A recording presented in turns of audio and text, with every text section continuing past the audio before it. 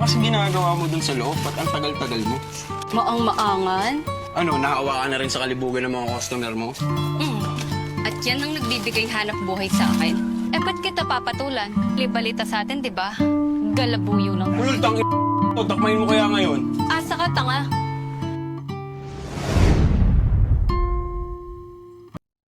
Ating kilalanin ang babaeng bulag na sikat sa kanilang lugar na tinaguriang Jen Bulag dahil sa galing nitong makisama.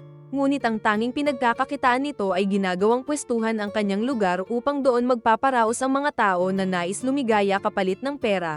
May isang binata na matalik na kaibigan naman ni Jen na nagngangalang Abet at hindi rin lingid sa kaalaman ng dalaga na gusto siya nito. Ang bawat mga customer na gagamit sa kwarto naman ni Jen ay sinisingil niya lamang ng 100 kada isang oras. At kapag nag-extend pa sila ng karagdagang 1 oras tanging 50 na lamang ang sinisingil ni Jen. Bagaman walang paningin si Jen ngunit matalas naman ang pangdinig nito kaya sa tuwing may nagbabakbakan sa kwarto niya naririnig niya lahat iyon. Dahil doon hindi niya rin mapigilan ang sarili na magsariling sikap upang makaraos sa nagliliyab na pakiramdam.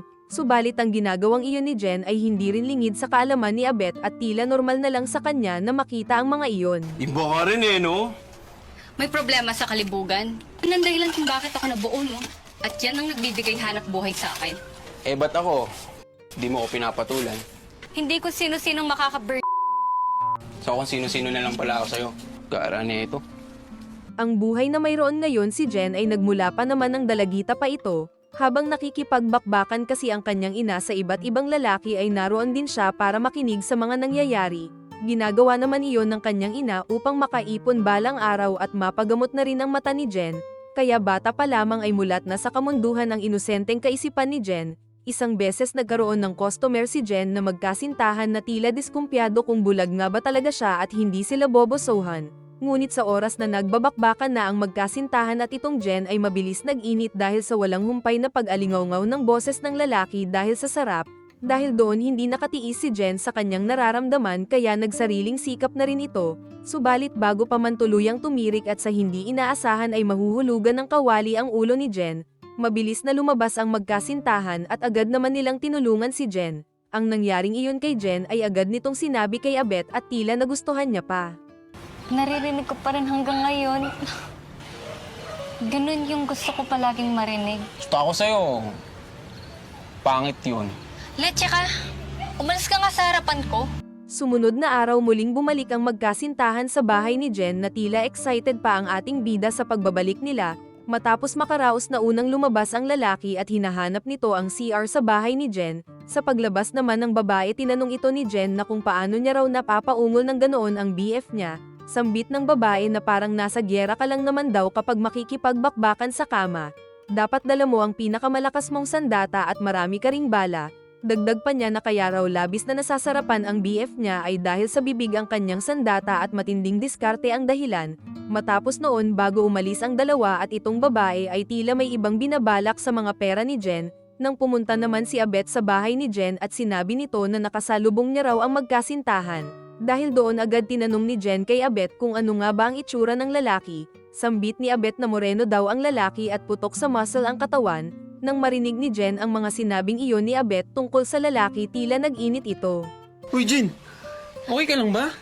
Nabuyo mo. Labas mo yung nabuyo. Tigilan mo ako! Dali na malang mo marinig yung ungol niya sa'yo.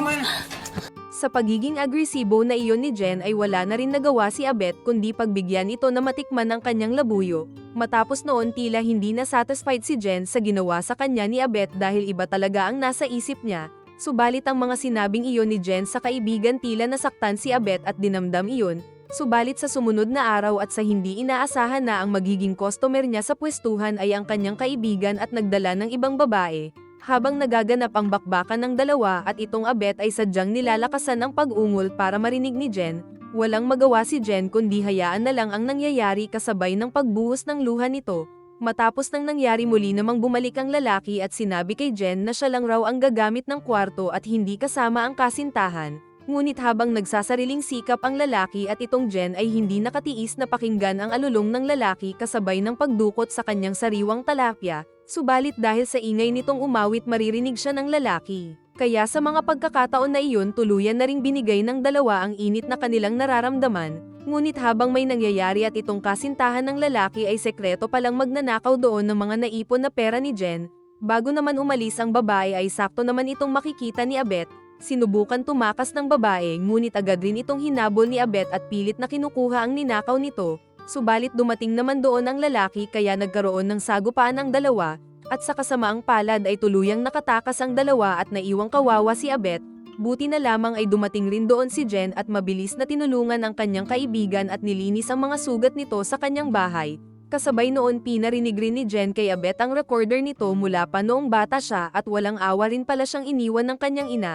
Kaya ang dalawa nating bida na totoong nagmamalasakit sa bawat isa ay sila rin ang nagkatuluyan sa bandang huli.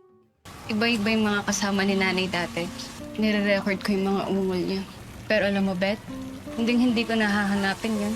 Dahil nung narinig ko yung ungol mo nung gabing nasaktan ka dahil sa akin, doon ko nalaman na hindi mo ako iiwan.